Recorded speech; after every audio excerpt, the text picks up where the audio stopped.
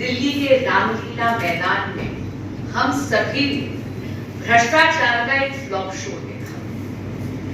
मुझे लगता है कोई भी शब्दकोश उठाकर देख लीजिएगा, रैली शब्द की परिभाषा में कल जो फ्लॉप शो इंडिया अलायंस ने पेश करा वो कतई फिट नहीं बैठता।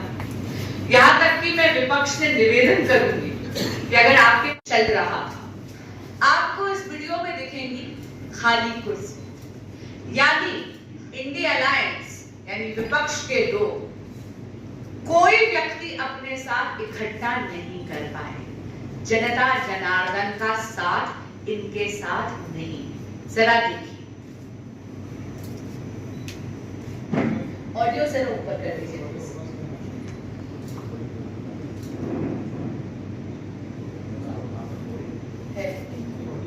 ऑडियो पे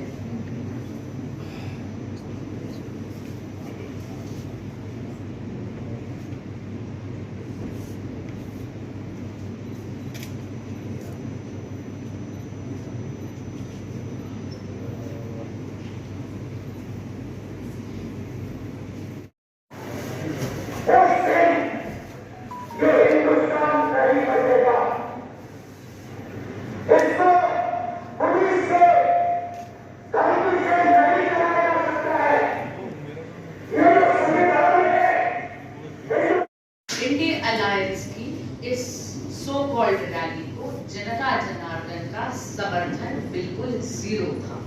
किसी प्रकार का समर्थन उन्हें नहीं मिल रहा। अब ये बहुत स्वाभाविक सी बात है कि इस रैली को तो समर्थन इसलिए नहीं मिलना था क्योंकि ये रैली का उद्देश्य ही बहुत अजीब था। इस रैली का उद्देश्य था भ्रष्टाचार की जस्टिफिकेशन। हम हमेशा कहते हैं इंडिया अलायंस का गठबंधन स्वार्थ की धुरी पर आधारित है। चोर चोर मौसेरे खाए। ये ऐसा गठबंधन है जो भ्रष्टाचारियों ने आकर अपने भ्रष्टाचार पर पर्दा डालने के लिए और अपने आप को बचाने के लिए अपने राजनीतिक स्वार्थ के लिए बनाया है। इसमें किसी भी प्रकार की विचारधारा का समन्वय नहीं है, इसमें किसी मुद्दों का समन्वय नहीं है और इसीलिए आपने देखा होगा रैली की वजह पर भी समन्वय नहीं मिला। यहां तक आम आदमी पार्टी का तो दावा था कि ये रैली माननीय मुख्यमंत्री अरविंद केजरीवाल जी की गिरफ्तारी के विरुद्ध था, लेकिन कांग्रेस पार्टी तो बोली कि नहीं, ये रैली किसी व्यक्ति विशेष के लिए नहीं बल्कि पूरे इंडिया अलायंस के लिए। अरे भाई, ये कैसा गठबंधन है जहां आप एक जनसभा कर रहे हैं लेकिन आपको वजह भी नहीं पता, आप उस पर भी समन्वय नहीं बांध पा रहे हैं। मैं जनता के सामने ये जरूर कहना चाहूंगी कि इंडिया अलायंस भ्रमित करने का प्रयास कर रहा है। जो भी हो रहा है इसके लिए भाजपा जिम्मेदार नहीं, ये कोर्ट के ऑर्डर्स के कारण हो रहा है।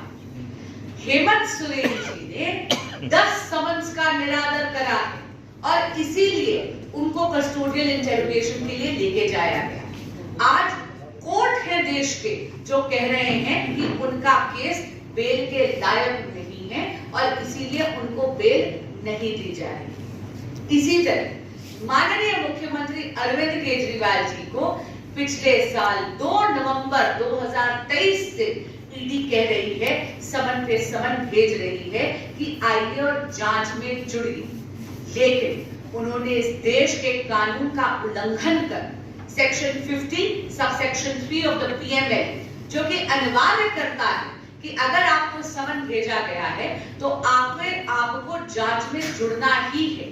यदि आप नहीं जुड़ते तो आप सेक्शन 174 ऑफ द आईपीसी के तहत अपने खिलाफ एक नया ऑफेंस क्रिएट करते हैं। 9 समन्स का निरादर करा है माननीय मुख्यमंत्री अरविंद केजरीवाल जी और उसके बाद उन्होंने विवश कर दिया कि जांच एजेंसियां आए और उनको कस्टोडियल इंटरोगेशन के लिए लेके जाए। तो मैं पूछना चाहती हूँ, ये कैसी उद्दंडता है कि आप भ्रष्टाचार में भ्रष्टाचार करते जाएंगे, जब जांच एजेंसियां अपना काम करेंगी तो आप उन पर दोषारोपण करेंगे, जब इस देश की कचहरियां ये कहेंगी कि आपके खिलाफ प्राइमा फेसी एविडेंस एस्टैब्लिश हो गया है और बेल पर बेल रिजेक्ट कर दी जाएगी, तो आप जाकर जनता के दरबार में उनको भ्रमित करने के लिए ऐसा फ्लॉप शो करेंगे।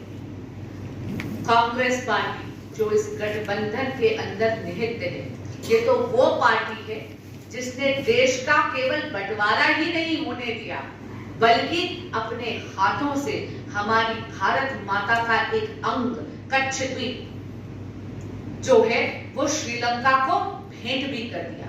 मैं पूछना चाहती हूँ श्रीमती इंदिरा गांधी जी से कि किसके अथॉरिटी से, किसके वायदे पर आपने हमारे देश का पुनः विभाजन करा?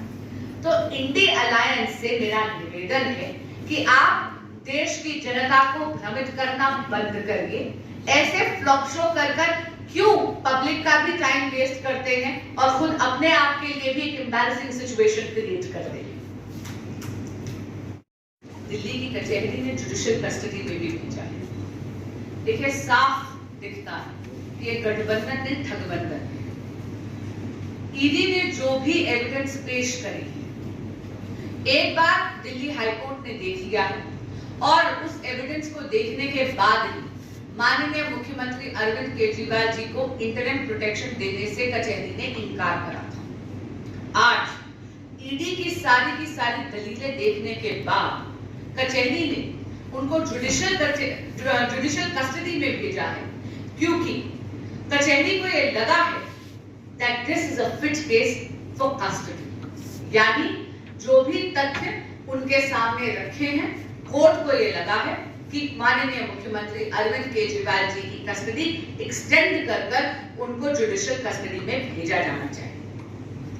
इंडी अलायंस वो गठबंधन है जो अपने गठबंधन या ठगबंधन के धर्म को निभाते निभाते राष्ट्र धर्म, राजधर्म, राष्ट्रहित तीनों की बलि चढ़ा रही है। चाहे संदेश खाली में चुप्पी साधना हो, चाहे आम आदमी पार्टी के एक लीडर जिन्होंने आम आदमी पार्टी के एक वर्कर की बेटी के साथ छेड़खानी करी उस पर चुप्पी साधना हो, चाहे किसी भी राष्ट्र हित के मुद्दे पर चुप्पी साधना हो, ये गठबंधन का धर्म निभाते निभाते राजधर्म, राष्ट्रहित और राष्ट्र धर्म तीनों को भूल गए।